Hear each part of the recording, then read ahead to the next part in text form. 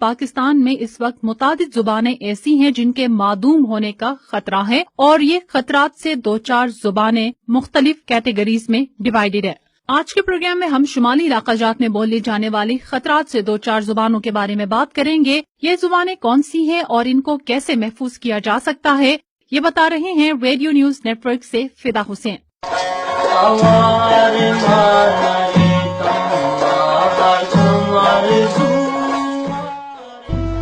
قسمت لو بلوم دنیا تے شریش نشر کے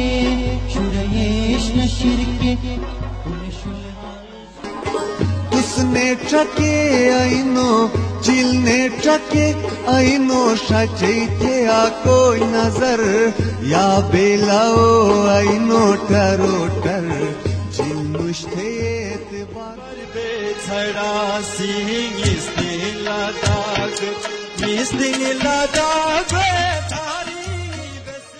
موسیقی کی یہ آوازیں پاکستان کے شمالی علاقوں میں بولی جانے والی مختلف زبانوں کی ہیں، تاہم ان زبانوں کے بارے میں کہا جا رہا ہے کہ مستقبل میں یہ معدوم ہونے کے قریب ہیں۔ ایک محتاط اندازے کے مطابق اس وقت دنیا میں 6000 سے زائد زبانیں بولی جاتی ہیں، جن میں سے پاکستان میں بولی جانے والی زبانوں کی تعداد 70 کے لگ بھگ ہیں، مگر ان میں چند ایک زبانوں کے علاوہ باقی زبانیں معدوم ہوتی جا رہی ہیں۔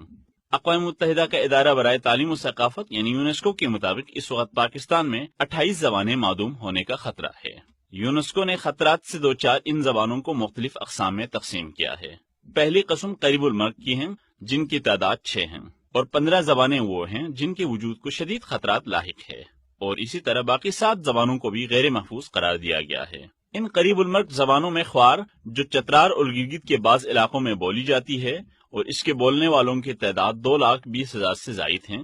بروشسکی جو گلگت بلتستان کے علاقے ہنزا میں بولی جاتی ہیں اور اس کے بولنے والوں کی تعداد 87,000 ہے، شنا گلگت اور کوہستان کے علاقے میں بولی جاتی ہے جس کے بولنے والوں کی تعداد 5,000 ہے، بلتی بلتستان میں بولی جاتی ہے اور اس کے بولنے والوں کی تعداد 5 لاکھ کے قریب ہے، مایا جو دریا سندھ کے کنارے آباد خیبر پختونخوا کے علاقے کوہستان میں بولی جاتی ہے، اس زبان کے بولنے والوں کی تعداد 2,20,000 سے زائد ہیں، اور بٹری بھی کوہستان میں بولی جاتی ہے، اس زبان کے بولنے والوں کی تعداد 29,000 کے قریب ہے۔ اس کے بعد بشکری زبان کی باری آتی ہے جو سوات اور دیر کے علاقوں میں بولی جاتی ہے، اس زبان کے بولنے والوں کی تعداد 40,000 کے قریب ہے۔ صوبہ خیبر پختونخوا کے تاریخی اور سیاحتی مقام چترال میں وخی اور پالولا بولی جاتی ہیں۔ پاکستان میں اب ان زبانوں کے معدوم ہونے کی وجوہات پر بات کرتے ہوئے علامہ اقبال اوپن یونیورسٹی میں پاکستانی زبان کے شعبے کے چیئرمین ڈاکٹر عابد عبداللہ جان کا کہنا ہے، دنیا میں جو زبانیں ختم ہو رہی ہیں اس کے کچھ یونیورسل کازز ہیں۔ ایک جو سب سے بڑا جو عامل ہے کہ وہ ثقافتی برتری ہے، کلچر ڈومیننس جسے کہتے ہیں، کہ ایک زبان دوسری زبان کے کلچر کی نیچے آ جاتی ہے، وہ بڑی قوم کی زبان ہوتی ہے، اس کے بولنے والوں کی تعداد بہت زیادہ ہوتی ہے، وہاں وہ نصاب کی زبان بھی ہوتی ہے، وہاں ادب بھی تخلیق ہو رہا ہوتا ہے۔ اس نتیجے کے طور پر جو وہ چھوٹی کمیونٹی کے جو زبان بولنے والے لوگ ہوتے ہیں وہ باہر جا کے شرم محسوس کرتے ہیں، تو وہ اپنی زبان کو جو ہے آہستہ آہستہ بولنا چھوڑ دیتے ہیں۔ اس کے علاوہ ایک اور چیز جو ایک بہت بڑا عامل ہم دیکھ رہے ہیں، ڈسپلیسمنٹ میں ایک بڑی وجہ ہے کسی زبان کے ختم ہونے کا یا اس کو خطرہ لاحق ہونے کا۔ اسی حوالے سے مزید بات کرتے ہوئے Beaconhouse national university school of education Lahore کے dean professor doctor Tariq Rahman کہتے ہیں کہ یہ زبانیں نہ تو ذریعہ تعلیم ہے نہ ذریعہ معاش۔ بات یہ ہے کہ نہ ان کو پڑھایا جا رہا ہے، نہ ان میں کوئی نوکری ملتی ہے، اس لیے لوگ خود ان کو چھوڑ دیتے ہیں۔ لوگ انٹرنیشنل نوکریوں کے لیے جاتے ہیں اور جو سروسز ہیں وہ بھی ٹی وی وغیرہ وہ بھی انہی زبانوں کو زیادہ استعمال کرتی ہیں، بڑی زبانوں کو۔ تو گلوبلائزیشن سے ساری زبانیں انڈر پریشر آئی ہیں، لیکن یہ ساری چھوٹی زبانیں آئی ہیں، صرف تھرڈ ورلڈ کی نہیں۔ پاکستان میں بنیادی تعلیم بھی انگریزی میں دی جا رہی ہے، جبکہ اقوام متحدہ کے چارٹر کے مطابق بچوں کو بنیادی تعلیم اس کی مادری زبان میں دینا اس کا بنیادی حق قرار دیا گیا ہے، اور آئین پاکستان بھی تمام بچوں کو ان کی علاقائی زبانوں میں تعلیم دینے کی حوصلہ افزائی کرتا ہے۔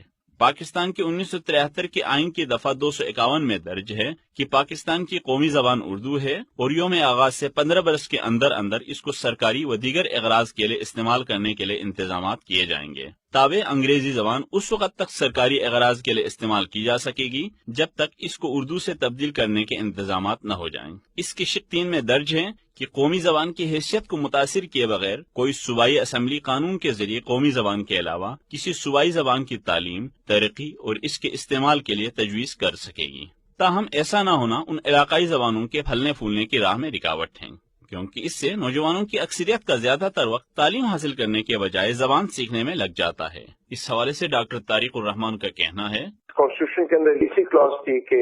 پروونشل اسمبلی بھی کسی زبان کو اگر استعمال کرنا چاہے تو وہ کر سکتا۔ ایسے انڈیا میں بھی ایسی کلاسز تھیں، ہمارے یہاں بھی تھیں، لیکن بات یہ ہے کہ 2 فیکٹرز ہیں۔ ہماری ایلیٹ جو ہے وہ انگلش یوزنگ ہے، زیادہ تر ان کے اپنے بچے بھی انگلش میڈیم وغیرہ میں پڑھتے ہیں تو ان کا انٹرسٹ نہیں ہے۔ دوسرا گلوبلائزیشن بھی فیکٹر ہے، انگلش سے کیونکہ وہ ایک گلوبل لینگویج ہے، ورلڈ لینگویج ہے، تو نہ صرف ایلیٹ کو بلکہ ملک کو بھی اس سے لوگ سمجھتے ہیں کہ فائدہ ہے، اس وجہ سے بھی بدلنے کی کوشش نہیں کی۔ یہ صرف ہمارے یہاں نہیں ہوا، یہ انڈیا میں بھی ہوا ہے اور یہ دوسرے یہاں تک کہ بنگلہ دیش میں تو پہلے کوشش کی تھی لیکن انہوں نے بھی اب انگلش کے اوپر زور دینا شروع کر دیا۔ سامعین، ماہرین کا کہنا ہے کہ پاکستان میں بچوں کو ابتدائی تعلیم مادری زبان میں نہ دینے کی وجہ سے علاقائی زبانیں خطرات سے دوچار ہیں۔ البتہ ان کا یہ بھی کہنا ہے کہ بعض ادارے ان زبانوں کی حفاظت کے لیے کام کر رہے ہیں، تاہم وہ اس بات پر زور دے رہے ہیں کہ پاکستان کی علاقائی زبانوں کی حفاظت کے لیے قومی سطح پر حکمت عملی وضع کرنے کی ضرورت ہے۔ پروگرام صدائے جہاں کے لیے ریڈیو نیوز نیٹ ورک اسلام آباد سے فدا حسین۔